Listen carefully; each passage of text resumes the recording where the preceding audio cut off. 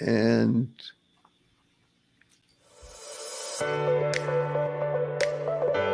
welcome to Marriage with Joy, which is the most open discussion on the internet about the positive, purposeful, powerful, pleasant aspects of living in harmony with matrimony.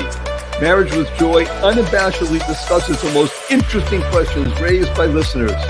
Our informed and informative panel addresses issues with thought, wit, and aplomb. Voted best of the web 2 years running.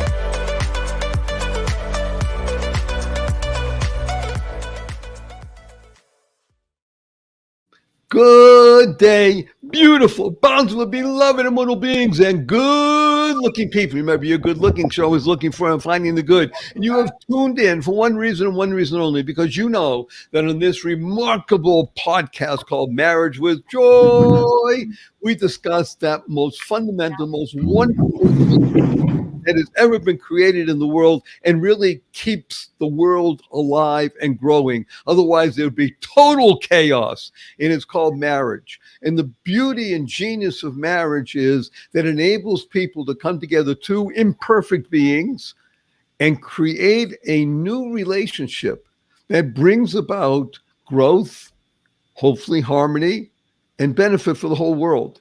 Everybody wins when there's a marriage with joy. And the real result, God willing, is a family. Now, even if one is not blessed with one's own progeny, a married couple can be a great harbor and a haven for other people in an extended family. So the genius of family is the foundation of a productive society. And without it, I can tell you, I am making this categorical statement based on my reading of history, and I'm a voracious reader of history for more than 6.5 decades of my life. I started literally reading when I was 10 years old about historical situations throughout the world. Without family as a foundation, you cannot have a productive society. It will fail. Well, of course, it may take a longer time. It will fail. It will cause great difficulty in the world. The United States of America is blessed many times over with so many things. Of course, natural resources, a great body politic, a lot of people that until quite recently were focused on doing as much as they could the right thing in life. But what really underpins the United States of America as the lighthouse for the world is our family structures. We really live and breathe and believe in family. And when I say family, it doesn't mean the immediate situation of, let's say, a mother and a husband and a father and children and such. The genius of family is that it's multi-generational. It gives you the opportunity to look back with relatives and look forward with children and potentially grandchildren and feel the idea of continuity of life and the ability to understand that there is a creator. By the way, even if you're an atheist, you have to know there's a creator. But that's just because you're arguing, that's all. So we're blessed today, as we often are, with our three amazing panelists and dear friends and a guest. And he's a guest, and I'm so happy he's here because he's going to balance out the estrogen with testosterone. We're going to be anchors on either side. So we're just going to go through and introduce people. And before I do, I'm just going to make one quick statement, actually two. One is that I just realized as I was saying this, so I'm blessed now living in a place called Henderson, Nevada. And Diane knows it well. She's been here a number of times, and a lot of people know it. It's outside of Las Vegas, just far enough away so that you can see the lights, but you don't feel the effect of it. It's a very beautiful, green, wonderful place. And the place where I swim outdoors, I swim 2 miles a day, 6 days a week, actually only 5 days a week because where I swim is closed on Sunday, I'm happy to say. Closed on Sunday, purposely. Hello, isn't that wonderful? But the place I swim is called the Multi-Generational Center. Specifically, multi-generational center because it invites families. And that's the whole point of a family. You must see yourself as multi-generational. You're part of a continuity. That's number one. Number two, and I think I mentioned it last time we were together, kids, is that this great quote from Vince Lombardi, which has helped me since I heard it more than 40 years ago. And when he had one of his players come over to him, said, "Coach, I am here. I'm all in. I'm just everything in my life is the Green Bay Packers." And coach, in front of the whole locker room, wanted to make him aware of how he saw Vince Lombardi, the Vince Lombardi, the Lombardi Trophy, but he's a real person, how he saw how human beings need to live. And he said, "Son, it's God, family, the Green Bay Packers, in that order.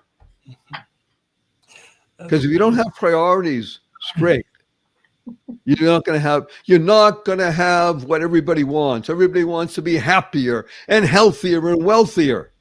You're not going to get there unless you have firm foundation. And that foundation is the F word. Family. So let me introduce quickly our leadoff batter always, that amazing, wonderful, fabulous Dr. Diane Madved up there in the great Northwest. She is on Mercer Island, and it's beautiful out there right now, right? Because it's summertime, living is easy. There's no rain. There's no clouds in the sky. Okay, I'm exaggerating. I do that purposely, just a little jab because she's a California girl. And next in the middle today, because we have 5 people rather than 4, is wonderful Maura Sweeney. She's down in the far southeast corner of the country in Florida, and she and wonderful Jimmy hold down the fort for us. Maura is the ambassador of smiling. I'm the ambassador of happiness, rather. Sorry. The ambassador of happiness. I'm the ambassador of joy. And we have over here in the diagonal from me, depending how you see in the screen. And if you're not watching, you're missing something nice. You can be hearing is great. And thank you to we're up probably now to over 50,000 people listening every session. And it's really a tribute to everybody here and the people listening, because you tune in because it's good for you. Hello, it's this light and self-interest. And we urge you, please just share this with 5 people. You want to share with 50 or 100, it's up to you, but at least 5 so we can touch hundreds of thousands of people around the world. And it's a dear friend. His name is Mark Harris, Harris, and he has 3 claims to fame. Number 1, he's my friend. Number 2, he is a very pleasant fellow and a very highly successful businessman. And 3, his greatest claim to fame is, you ready for this, Catholics among us? Buckle up. He's married for more than 3.5 decades with 13 children. And he's not Catholic. 13 children. That was the zinger. Okay. Or Irish Catholic. So because Maura is Catholic by upbringing and Lori is Catholic by upbringing. And of course, on the holding down the left coast towards the bottom is wonderful Lori McDermott, the wife expert. And she is in Manhattan Beach. And Mark, I should tell everybody, is in the middle of the country. That's another reason why I invited him. He's living in Tennessee. And it's you can't get that. It's better than saying Midwest. The idea of Midwest is nice, but Tennessee is the heartland, I think, is safe to say. And as I said, it's a great view that he has behind him. It's not a green screen.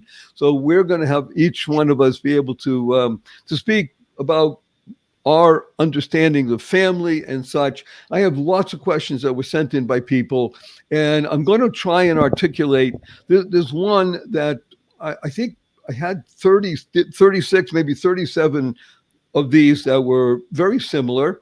And the reason people were writing in was because there's a phenomenon in the month of June. And I hesitate to say it, but I need to say it because we have to discuss the issue.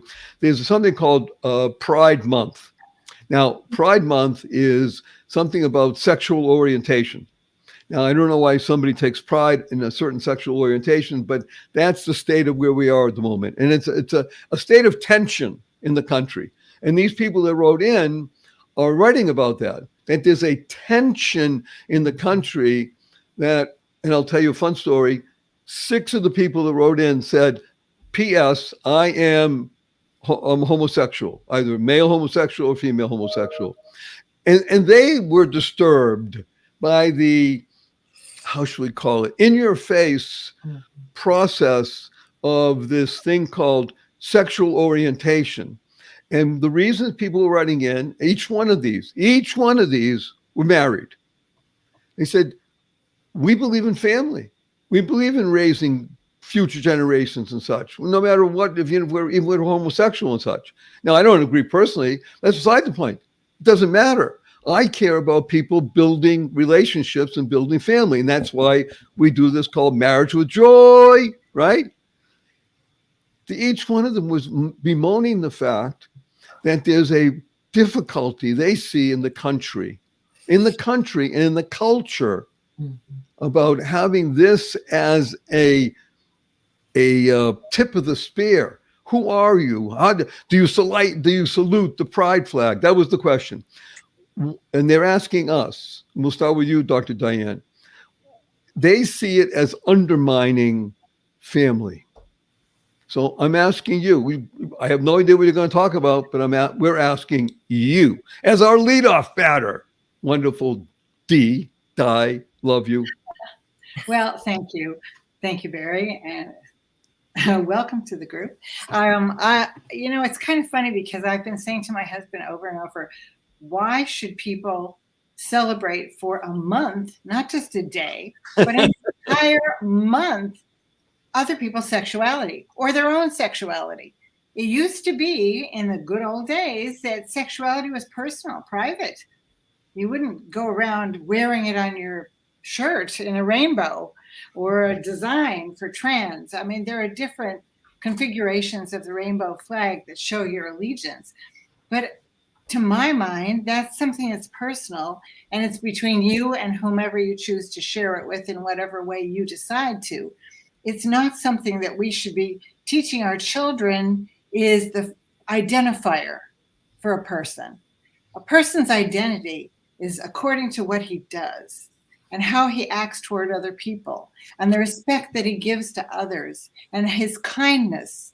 That's how people should be identified.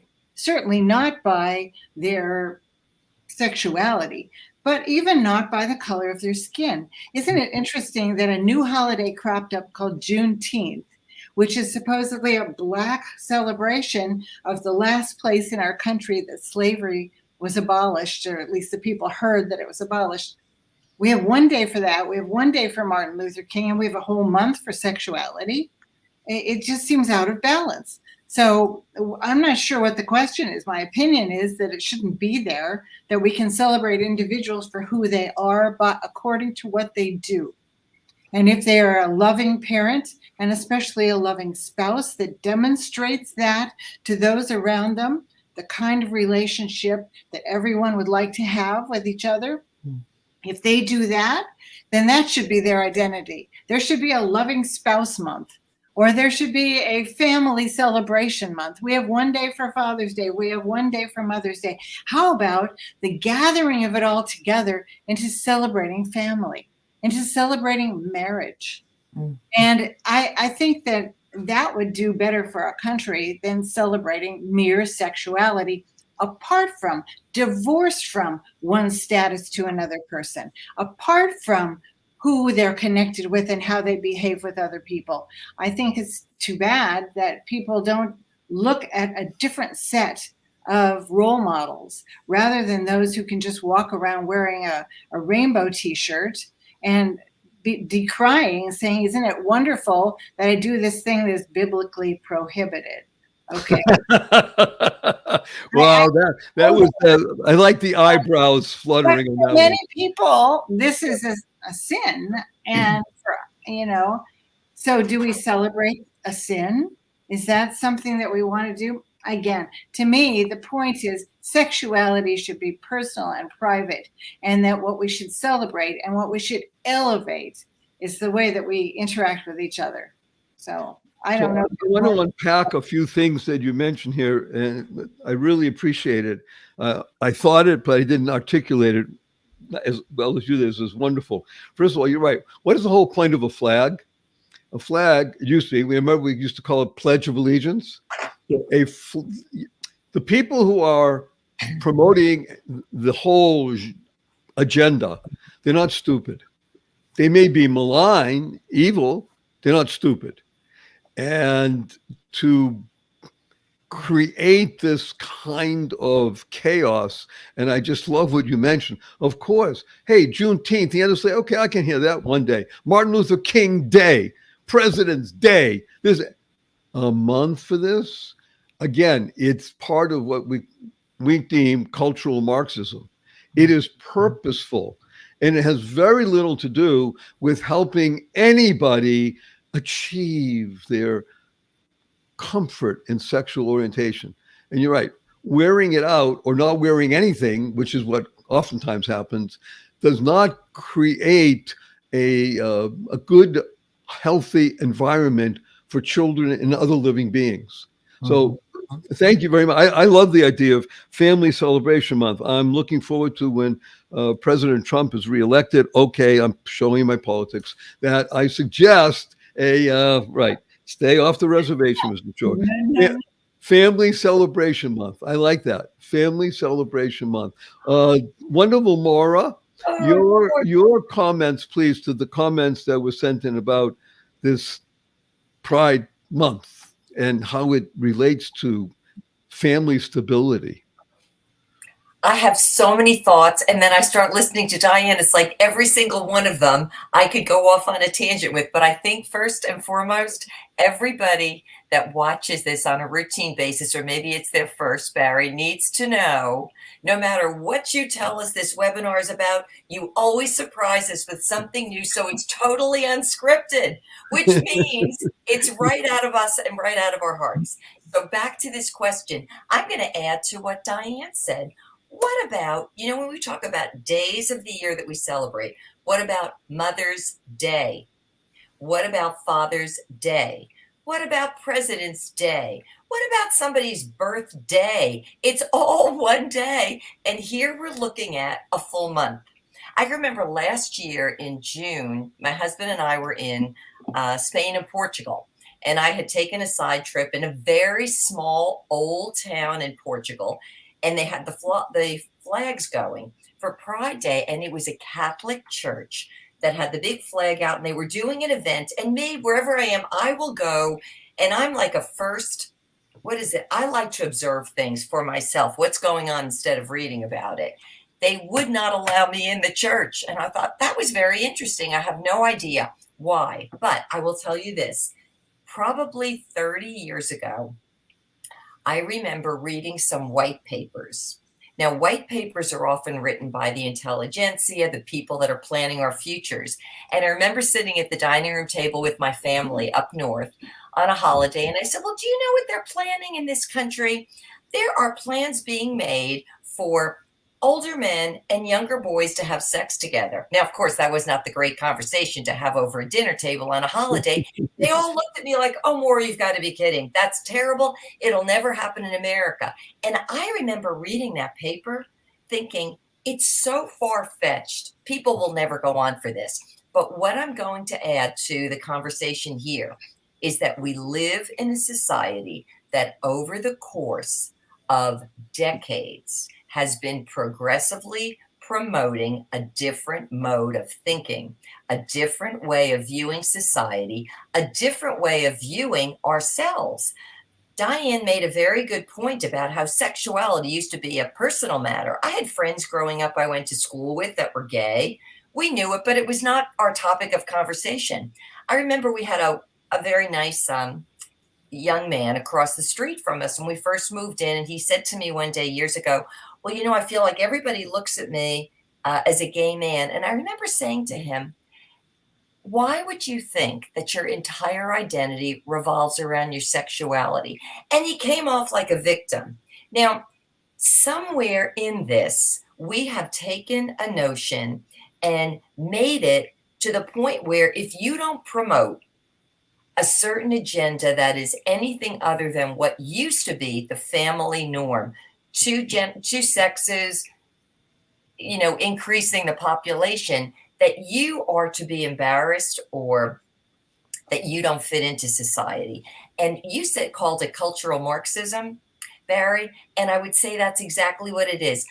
A marriage, a family, having children, all of it, that whole concept of family helps promote character, value systems, culture, relationships and interpersonal relationships, responsibilities of one person to another, faith, and a future. But when we get to all of this sexuality, it does the absolute opposite. It undermines everything about a society, and it focuses completely on the self. And not only the self, but self-gratification. And then the more we're taking it, if you really want to get honest here, unfortunately, in this movement, this is no longer about just being gay. This is now moving into pedophilia. You know this. It's now minor attracted people. So we're even normalizing that. Somewhere along the line, the entire movement is making people forget about what family is, what our future is. And that has been the bedrock of any society, of any culture, of any nation. And as that erodes, so does the firmness, the stability of a nation's future. On that high note, I didn't mean to end up as a master of happiness on a low one, but I want to emphasize a couple of words that you use because they're great F words. We're talking about the F word, family, F word, foundation. You mentioned faith and future. That's exactly what family is. Family is making a statement without having a big sign or a flag. I believe in the future of our society. I put my faith in the good Lord, or my faith in my spouse, in my community, to be able to maintain and carry on relationships because of the values that we have. I want to espouse them without having to articulate them. I want to live them, as Diane pointed out so well. Hello, we're known by our deeds, right? Martin Luther King Day is not just because he was killed. It's a terrible thing. He would have been lionized anyway because he became a great man. What he did was of benefit to everybody. The fact that he was killed was a terrible situation. But he was a man of faith. He was a man who understood about the future and wanted a bright, shining future for the United States of America because he believed in the values, even though they were not being practiced at the time. That's okay. It was the struggle. Now, Lori, you are our cleanup batter, so we're going to keep you there because we love you there. So we're going to insert Mr. Harris at the moment and welcome Mark Harris. I'm going to mention again, as he's even speaking, you see there's greater sunlight behind him. He's being enveloped by a halo, more sun and such. And it's actually, 6:30 in the PM where he is.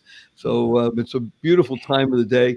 And Mark is blessed with, as I said, a wonderful wife and 13 kids.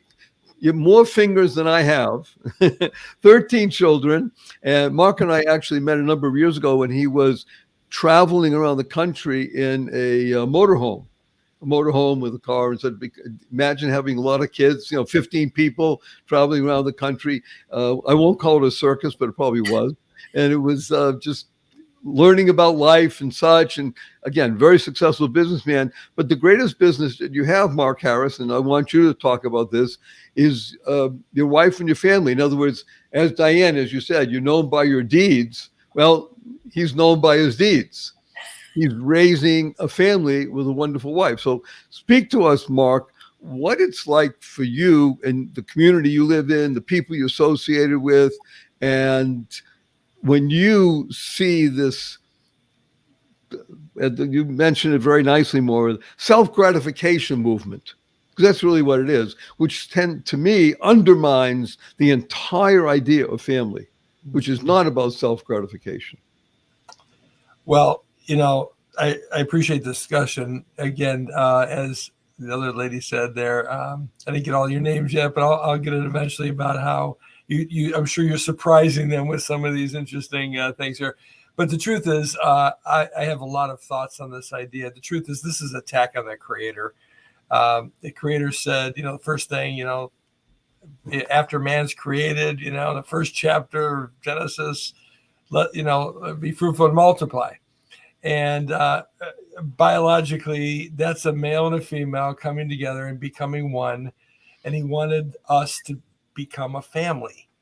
And that's what he wanted, because he is a family. He calls himself the Father. He calls, Son, the sons. And it's a family, right? He wants us to understand family, because that's what is the bedrock of not only every society and throughout history, it's also the bedrock of his kingdom that will come.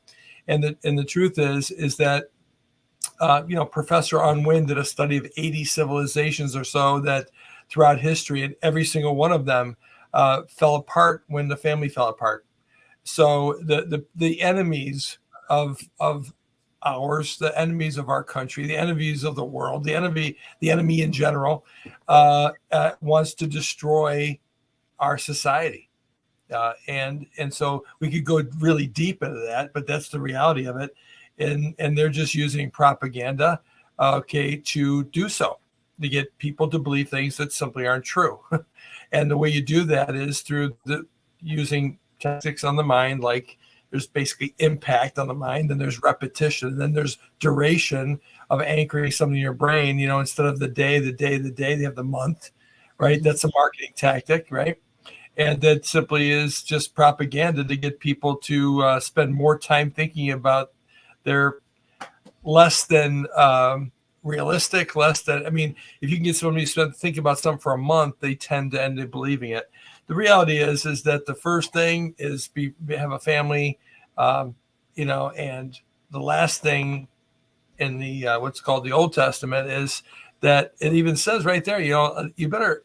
He wants to, right before the end, he says he wants to send Elijah, to turn the hearts of the fathers. Now, I believe the fathers are one with their wives, so it's a oneness thing. So the husband and wife, the fathers with their wife, are going to turn their hearts to their children, and their children are going to turn their hearts to their father, and the whole family is going to turn their hearts to the Creator. See, the enemies don't want that, because they can't control us. Everything falls apart as the family falls apart. Like a person like me with 13 children, there is no such, I don't need Social Security. I don't need any of that stuff. But if you have, 2 is replacement, right?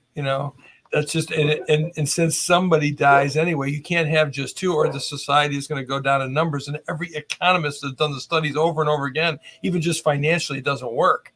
So you got to multiply. You actually have to have more than a replacement, right? And so 4 is our minimum multiple. So bottom line is, that's the first thing about that. And obviously everything they can do to destroy that, whether it be, pornography, which gets people not to be with the women, or it'll be like, everything from the homosexuality. Once again, stop, be fruitful and multiply. Everything is about figuring out a way to destroy the family, not to have children, like he said. And it's just a big attack on him. And of course, the people who would love to take over the country or the world know that that's the best way to control a civilization, or destroy the one, because it's really hard to defeat America unless it's done within, and by destroying families. I don't know what else you wanted me to talk about, but that was the comment. I want to unpack a couple of things that you mentioned here. And you said something that is religious and obvious, and that is that the process that's happening now, again, using this idea that you mentioned, Diane, Pride Month, craziness, right? If it was Pride Day, it would have been tough enough. But a month, it's nauseating. That's an attack on the Creator. And that is purposeful.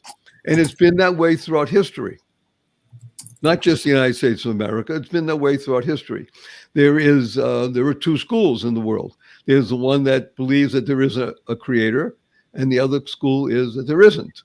And the one school that believes there isn't a Creator finds it necessary to attack the school that believes there is a Creator, as opposed to saying, okay, you believe this, I believe this, let's try and at least all live in harmony.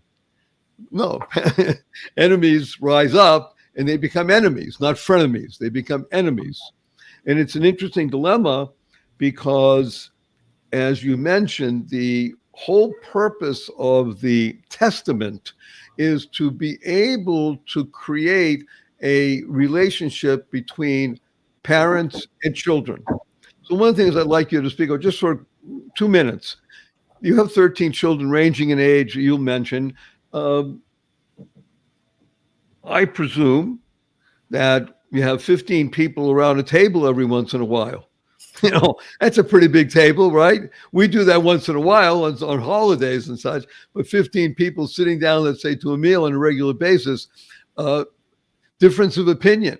However, and I'm saying this, you don't have to agree with me, if you have the same bedrock values, then the difference of opinions can be, okay, interesting and divergent, but they're not going to be attacking the bedrock values, unless I'm wrong. So what is the situation in your family? So going back to this, it's all truth, all knowledge comes from a being, somebody, a brain, a mind, everything. I don't care if it's DNA from the mind of the creator or a book, and nobody's going to say, hey, here's a book and it didn't come from somewhere, right? It came from somewhere. So we have all this stuff. And I believe the truth comes from the creator. That's number one. These people, simply put on that front, is they have, there's no question it's attack on their creator for lots of reasons. Even their whole symbol is they try to abscond that from the creator. I mean, he gave it to Noah saying, look, this is a sign of the fact that I'm not going to destroy the earth from a flood again. So they even want to take his symbol. This is attack on the creator. By the way, let me interrupt you. This was really interesting. It's a good point. Diane mentioned rainbow, you know, and now you're right. The symbol that God gives says, I'm not going to destroy the world again. We tried it with a flood and such like that. Okay, wiped out humanity, start again. And the symbol of the relationship between God and humanity that I see saying, I love you. Hi, I love you. Go out there and be fruitful, multiply again. The rainbow.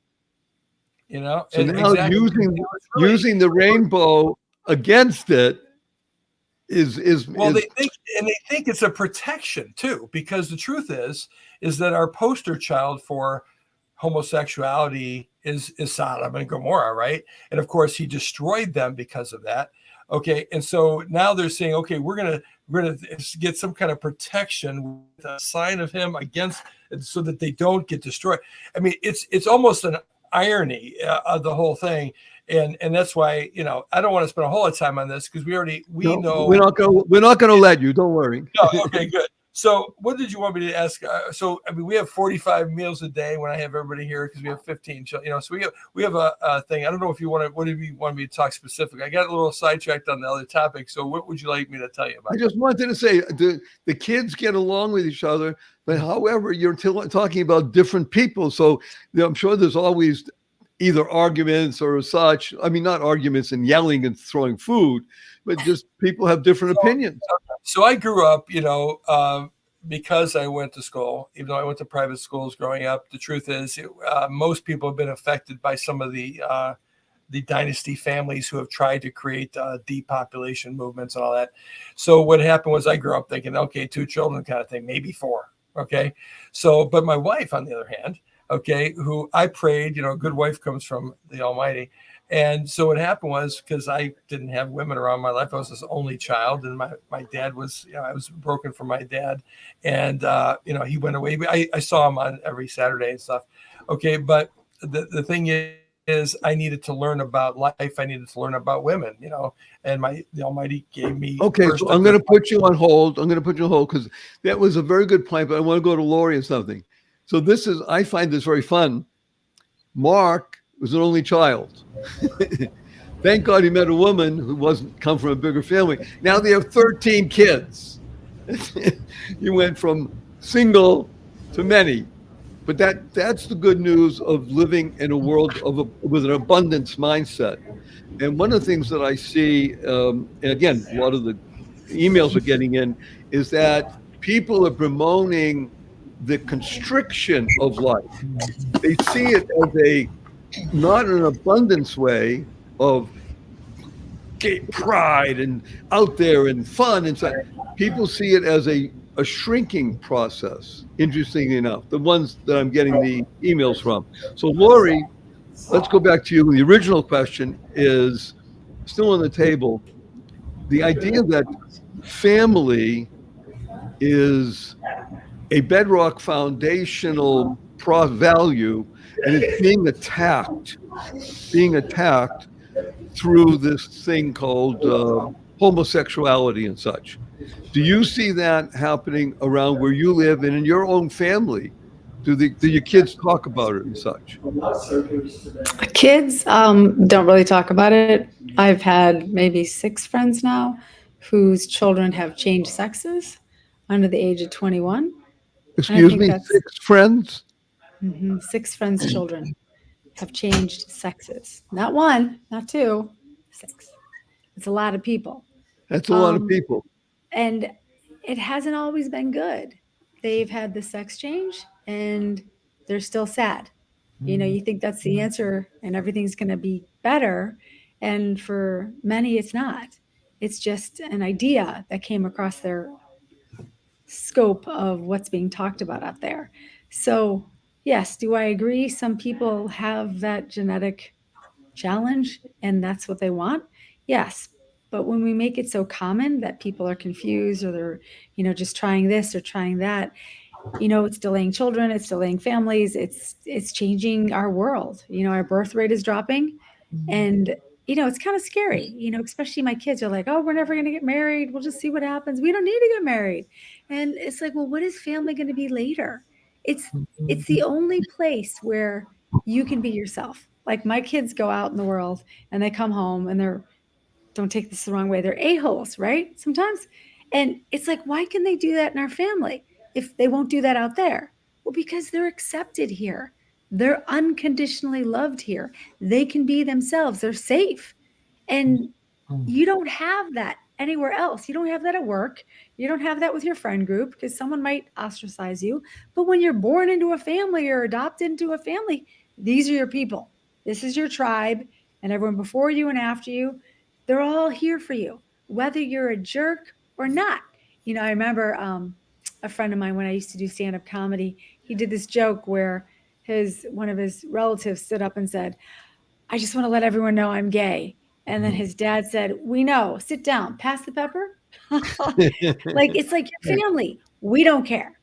But, you know, sometimes families get upset about it and I get it. But I don't like to judge. I don't want to tell people what they can or can't do. If you want to go partner up with a turtle, you know, and live with it and, you know, think you're going to have children with it or adopt children with you and your turtle, I'm not going to get in your way.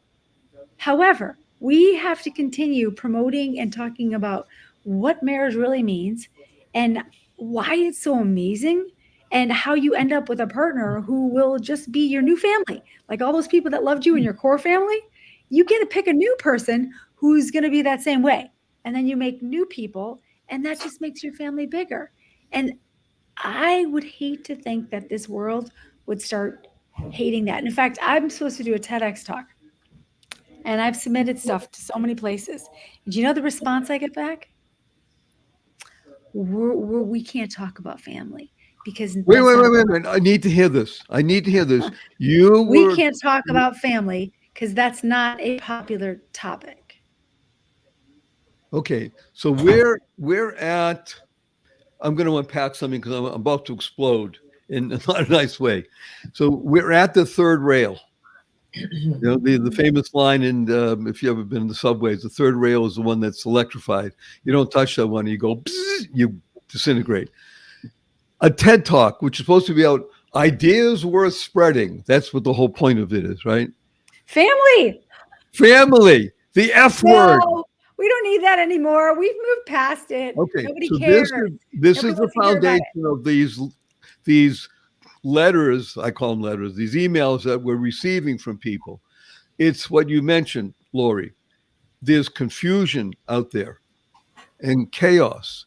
And the only place, I'm going to make the statement, I think, Diane, you'll certainly back this up, and Maura, the only place, and Mark, where you can find a haven is in the family. Mhm. Because the family is based on unconditional love. Okay, Barry. Yes. The thing is, the reason why family is not a popular topic, and the reason why that phrase would be disputed among the general public, is because families are not ideal. The divorce rate has skyrocketed, and believe me, it was worse in the 80s, but still, the reason why it's skyrocketed now is because fewer people choose to get married. Why? They are products of divorce. They are products of homes that are not happy. They're products of being abandoned. And so people, when they hear something that says, oh, family's so wonderful, and their life is not that, they don't want to hear it because it opens up their own wounds. And I understand that completely. You know, I wrote 2 books against divorce, and now Right. Hello, she wrote 2 books against divorce. And now after hearing so many people and so many people I know, I almost feel like writing a book. Oh, well, heck, go ahead, get divorced. Wait a minute. I think it's a good title. Yeah, heck, get divorced. Because that now is becoming not only common, but almost normal. And when I was a kid, when you were a kid, Barry, it was deviant. It was deviant. Now, that did not mean that marriages were perfect then, or even good then, or that people were educated on how to be kind to each other. All that needs to happen even now. But I have to say that right now, there are so many people who have been hurt because their parents' marriages or their own marriages went a direction they never envisioned, never wanted, never asked for. I think that is causing people not to want to even have to suffer that, have to talk about it, have to hear about it. And yet they need it more than ever. And I want Can I say something? Yes, I about want that? to jump in here for Lori. Yes, I want to make a point, though, before you say that your kids who are raised in a fine home, even though there was an issue I know about, and they say, well, I don't want to get married, or they're thinking maybe not. So, yes, what do you want to say, Lori? So I get a lot of women or men and people in my community who say, yeah, I'm getting divorced because I'm not getting what I want. And that puzzles me when people say that, but that's a really big reason. You can hear people say, well, he doesn't do this for me anymore, and this isn't happening. And, I'm really struggling and I'm sad, and, I'm not getting my needs met. And it's about my. And nobody ever talks about, like, well, what are you giving? Right? In that moment, I will challenge people and I will ask them, you're not getting what you want, but are you giving what the other person wants? And chances are the answer is no. They were, but then they weren't getting, so they stopped giving. And that's where we get this tit for tat thing. So if everybody just gave more and never freaking quit, we wouldn't have this problem. And even when, that, I don't want to talk about him, but like Jesus, like carries someone in a footsteps comb, he's carrying someone, and, the guy looks back and sees the footprints and he goes, hey, Jesus, you're supposed to be with me. So you were supposed to walk with me through life. And he's like, there was only one set of footprints. And Jesus said, I carried you. And I'm sorry, you guys are Jewish, but that's a no-brainer. But do you know what I'm saying? Like, we have to carry each other as spouses, and letting our kids see when something is going wrong and sharing with them that this is okay. Your dad can't do this right now. I'm going to do it all, or vice versa. That's what life is about, because it is freaking hard. And the people who struggle, when you look at their background, their programming, where they came from, their parents had split. And now they're in a marriage and they don't know what to do because nobody taught them. That's what I said. Laura, you have a point? You know what? I love what you're saying, Lori, and so true. Before we got started, I was thinking about this. There are so many people that have either come out of a bad family environment or find themselves in a situation that's not ideal. But going back to this idea of a TED Talk, and we're hearing it's not popular, we don't want it. It's because, number one, we don't want to focus on it. Number two, the attention on marriage should be, let's learn how to do it better. And that was my thought before we even came on today, because I know there are people listening today that struggle.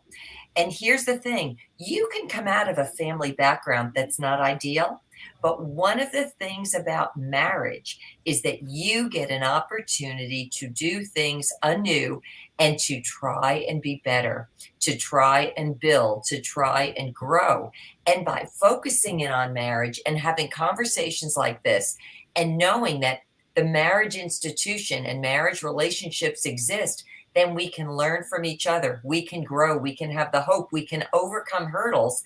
And Lori, what you were saying, people, they become dissatisfied because that's all that our culture teaches. If I don't get what I want, then I'm out of here.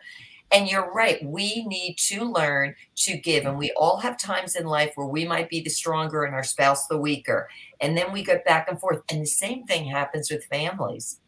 The children may have to shore things up at time when they've got a mother or father who's ill, and parents may have to step in when a child is in trouble. But that's part of marriage and family, where we all get to put together and help each other out and grow together and look forward to something better maybe than where we came from, because we all have that sense of hope and the future.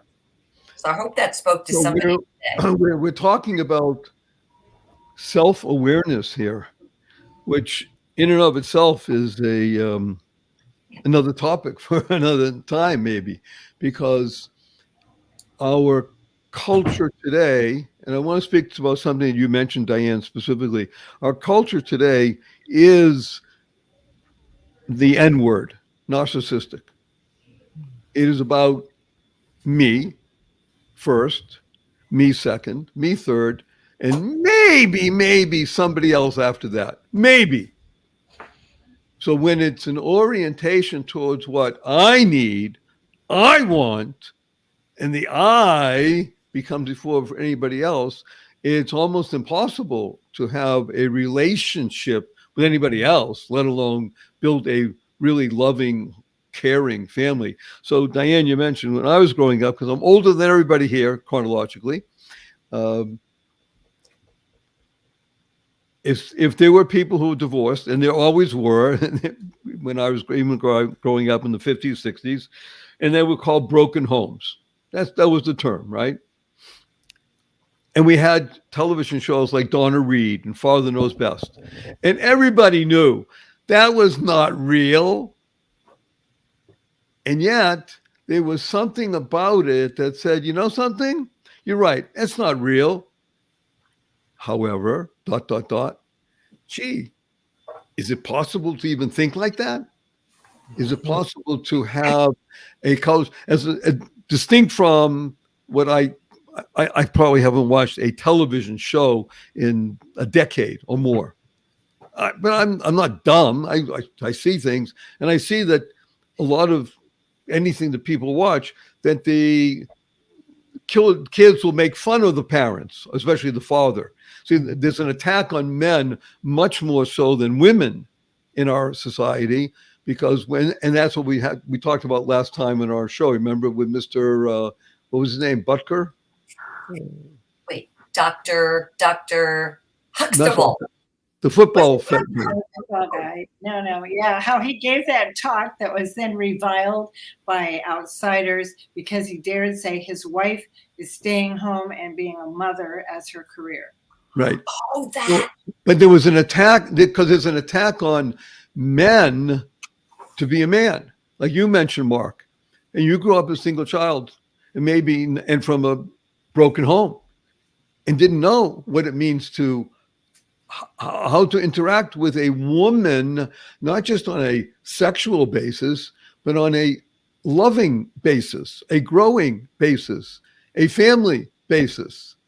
So even though Donna Reed and Father Knows Best were completely made up, they were trying to espouse some concept of maybe there is an ideal of people speaking to each other, listening to each other. Can you imagine people talking to each other?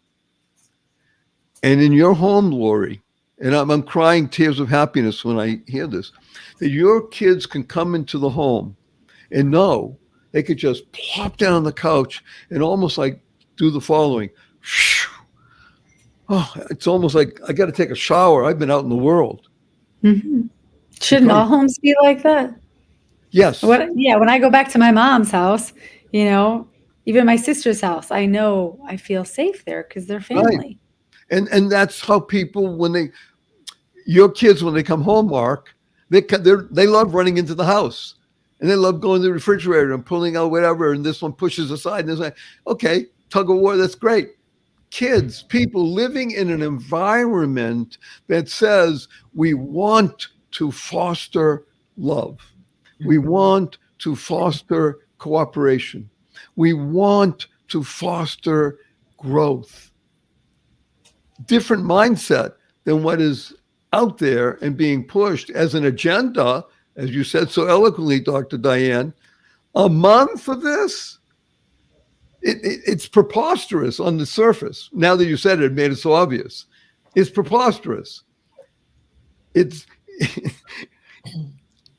I'm praying for the day when whoever is president next November, December, and January will make short shrift of thinking that there's going to be anything like a huge rainbow flag on the White House or any federal building during this time, and say that it's crazy. You want to do it on your own, flagpole?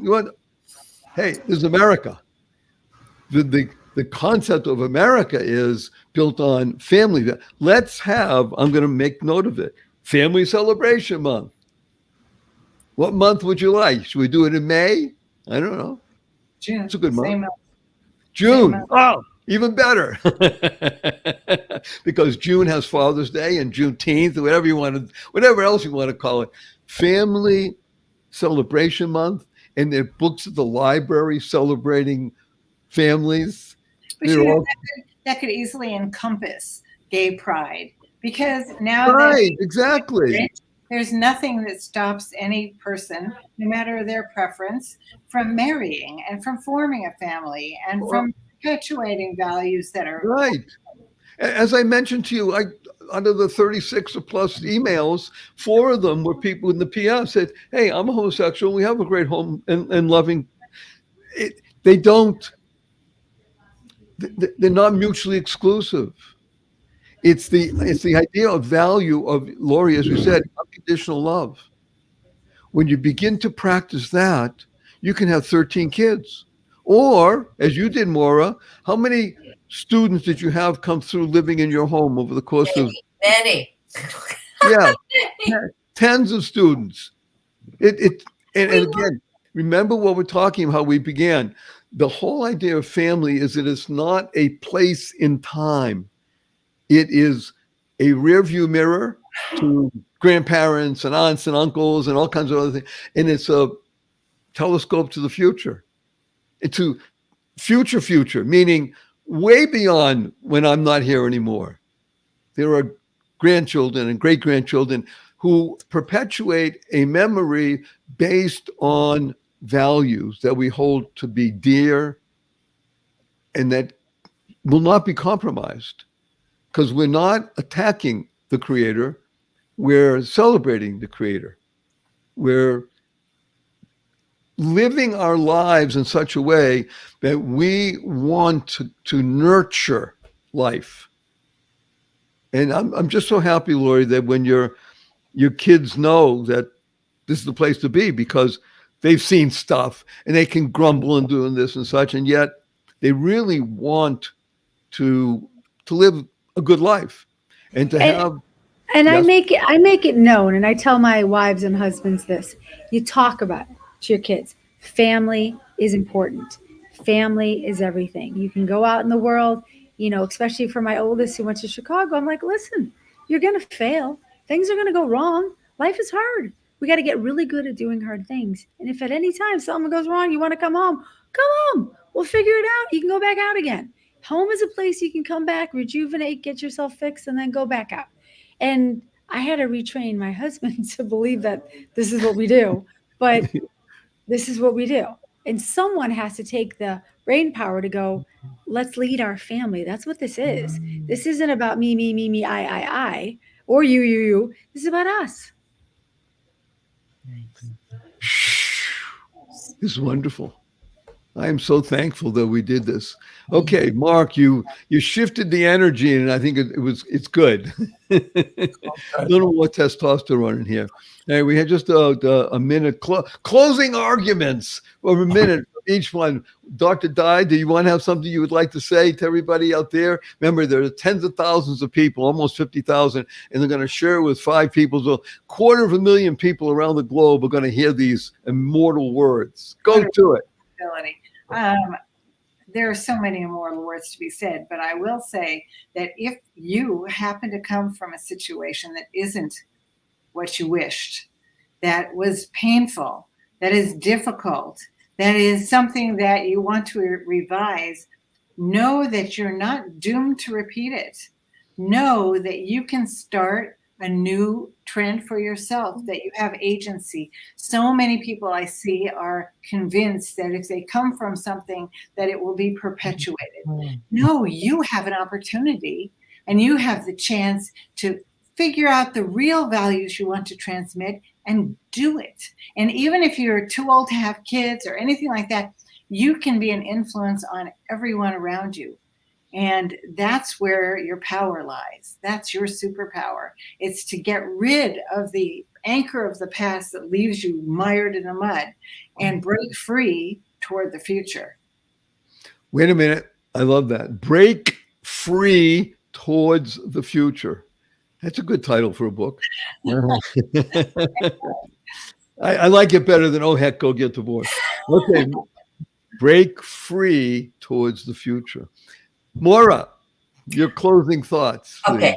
I, as a little child, used to watch reruns of Father Knows Best and Donna Reed, and I will tell you, I would sit this close to the TV. My mother and father did not have the best marriage. It lasted for 60 years, but it wasn't ideal. I used to watch shows like that about excellent marriages, and I took notes. And I want to echo a bit of what Diane said. Anybody who's watching today, you walk in hope. I got married at 23 years old. I had just turned 23. A friend of mine who came from a broken home said to me, "Why do you want to get married? You're so young." And you know what came out of my mouth? Because I want to start a new life. By getting married, we get to start anew. We build anew, we build afresh, and we can take even things that were unfortunate from our background, learn from them, and be better then. And so anybody who's watching this program today, I hope you watch every month and know that everything we do here is designed to uplift and encourage, and come and be a part with us and change the world through your own relationships. Mark Harris, have a minute or so. What would you like to have? Well, I'd just like to say this, again, it does come back to the Creator. I don't go overdo that. But, even in the 10 Commandments, what's in the center, right? What's in the center is honor thy father and mother, because you have the first 4 towards the Creator. You have the last, 5 or so, towards mankind, and then right in the center there, this connection between us and our Creator is the center of the family, which is a fact. It's impossible. Honor your father and mother, because you do have a father and you do have a mother. You wouldn't be here if you didn't. And therefore, that is your family, and you need to honor that. And that's really what we're talking about in many ways here.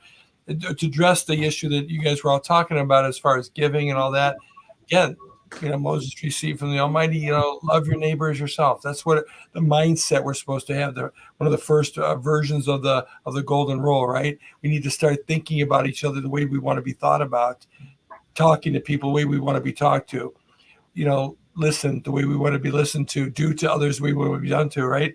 And when we can do that, the world will be the kind of place that all of us want. It's hard to refute that. I don't care if people have the things. We love everybody, right? We want to love everybody and help them with, have a beautiful life, whatever they may think is the best way for their approach to life and things. At the same time, there's things that work and there's things that don't, right? And so I think when we listen to the immortal words, going back to the nation again, right?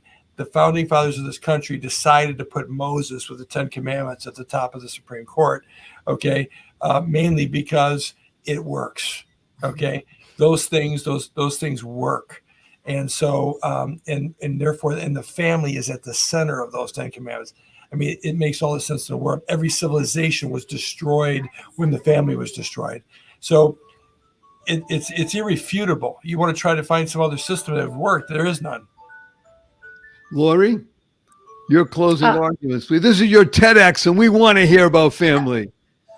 I only have like a second. So, Mark, I love what you just said. That was really good about the 10 commandments and about family. I love honor your mother and father. I work on that with my kids. I have to remind them. I love what you said though. And I think that's really important. My biggest thing is just become a giver, right?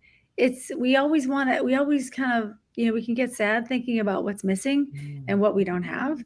And if we switch that around and become a giver and just give instead of worrying about what you're getting, somehow we end up getting more.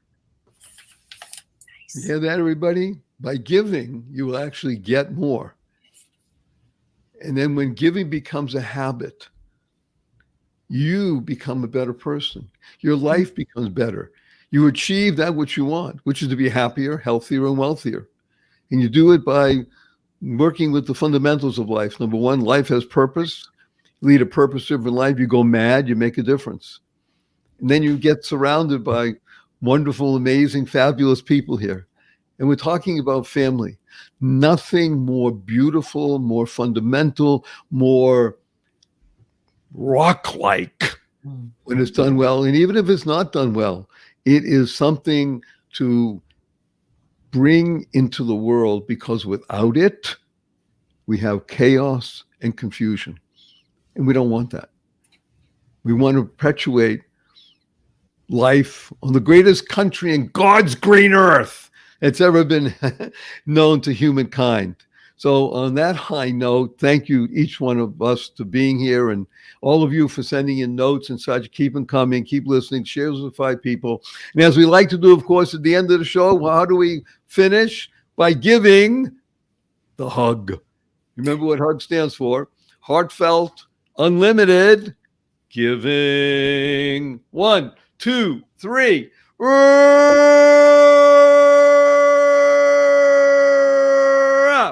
Go forth, live exuberantly, spread the seeds of joy, happiness, peace, and love. Best wishes, everybody. Welcome to Marriage with Joy, which is the most open discussion on the internet about the positive, purposeful, powerful, pleasant aspects of living in harmony with matrimony. Marriage with Joy unabashedly discusses the most interesting questions raised by listeners.